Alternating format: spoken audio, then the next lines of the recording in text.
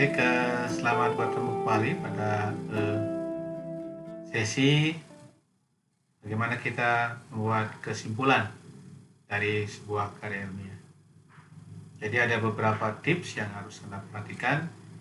Nah, ini biasanya pokok-pokok dari kesimpulan ini muncul dari pembahasan. Dan tentu saja pembahasan, hasil, ya, yang juga di awal masukkan di abstrak itu harus sejalan dengan kesimpulan. Dan sebaliknya justru yang abstrak itu diambil dari kesimpulan ya. Nah, di sini merupakan ringkasan dari penelitian dan merupakan ya kata kuncinya adalah merupakan jawaban dari tujuan dan hipotesis. Jadi kalau Anda punya satu tujuan dan kemudian 3 tujuan khusus, maka di dalam kesimpulan juga harus ada satu kesimpulan dari tujuan utama dan 3 kesimpulan dari tujuan khusus. Jadi harus sejalan. Ya, kemudian ini kalau dibandingkan dengan abstrak memang kesimpulan ini lebih tajam gitu ya, supaya mudah dibaca. Dan yang terpenting bahwa sebuah kesimpulan itu harus dibuat teliti dan cermat. Ya, tidak bisa ditafsirkan lain oleh pembaca. Jadi tidak ambigu gitu ya. Itu syarat tip membuat kesimpulan. Nah, selanjutnya pada bagian saran. Jadi di saran ini bisa meliputi kelemahan atau kekurangan dari penelitian yang telah dikerjakan dan juga perlu dilengkapi atau disempurnakan pada tahap berikutnya. Ini biasanya diuraikan ya agar penelitian ini bisa dilanjutkan. Tapi memang tidak selamanya bahwa saran itu harus selalu ada ya. Dan ada juga yang menyebutkan bahwa saran ini sebagai future work, jadi kerja selanjutnya. Nah, untuk riset-riset yang sifatnya kebijakan biasanya saran ini tidak dikemukakan secara eksplisit, karena namanya kebijakan ya selalu tidak saja mempertimbangkan secara ilmiah, tapi juga pertimbangan teknis dan politis. Ya.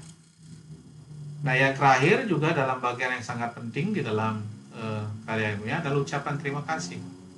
Ke siapa saja yang kita harus wajib menyampaikan terima kasih, dan secara legal formal bisa kita cantumkan di dalam ucapan terima kasih atau acknowledgement. Jadi ini siapa saja yang boleh menerima. Jadi misalnya yang memberikan kita data, material, atau minjamin software. Misalnya ada yang data dari lapang, software dari IPB misalnya dipinjemin ya, supaya terutama software-software yang berlisensi atau material percobaan misalnya gitu ya. Siapa saja yang telah membantu ya secara teknis, membantu pengambilan data lapangan, membantu mengolah datanya, membantu merekapnya ya, itu wajib disampaikan ucapan terima kasih. Dan juga termasuk yang anonimus ya, misalnya reviewer yang memperbaiki bahasa, memberikan kritik membangun, mengoreksi tentang memperbaiki memberikan masukan yang konstruktif ya terhadap artikel, itu wajib disebutkan ya. Nyatakan kenapa dia misalnya menyebutkan si A, si B, si A membantu apanya, si B membantu kenapa, itu secara eksplisit diberikan ucapan terima kasih ya. Tapi mintalah izin terlebih dahulu kepada orang, boleh nggak Pak saya menyebutkan Bapak sebagai dalam ucapan terima kasih. Ada juga yang berkeberatan ya, alasan kerahasiaan usahanya atau etika gitu kan ya, itu juga harus dipertimbangkan, karena tidak semua yang ingin dicantumkan dalam ucapan terima kasih ya. Atau yang telah memberikan pendanaan misalnya beasiswa atau pembiayaan dalam riset, hibah ya, sebutkan adanya hibahnya, tahun hibahnya, nomor hibahnya, boleh. Itu ucapan terima kasih. Kemudian yang terakhir referensi ya, atau literatur cited, yaitu harus mengikuti pola atau aturan yang disampaikan oleh jurnal. Dan harus dihindari ya, hindari misalnya pustaka-pustaka yang bersifat komunikasi pribadi atau personal communication yang tidak terpublikasi hanya dalam bentuk wawancara, itu hindari sebagai referensi. Dan harus tertulis ya. Walaupun tertulis tapi belum, misalnya baru disampaikan saja, disubmit saja tapi belum accept, itu juga nggak boleh ya.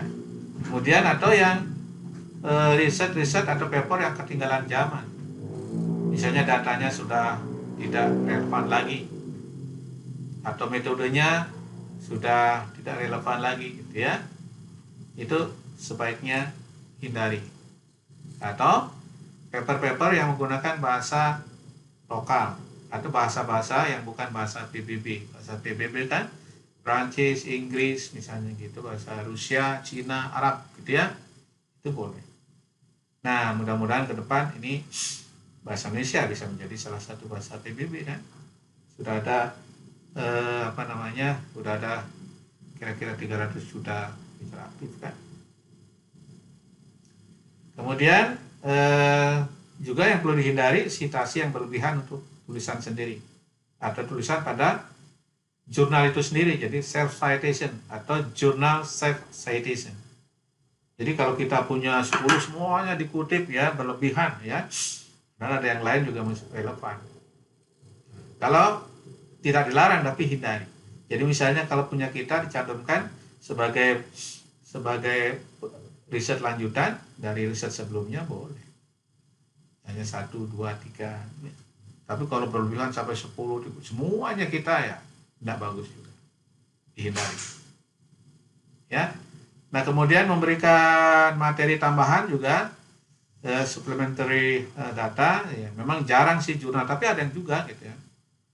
Dan ini jarang dilakukan dan biasanya memang dihapus sih selama dalam 5 tahun.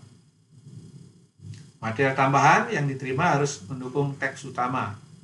Ya, nah biasanya tidak cocok untuk publikasi, data, coding, ya atau video. Tapi sepertinya sih kalau menurut saya jangan ya, lebih baik ya simpan pada situs-situs pribadi. Nah kan suatu saat nanti ya bisa saja kita akan menggunakan di masa yang akan datang. Kalau kita tidak, nanti bisa digunakan oleh orang lain. Ya. Nah itu ya, itu tips kita membuat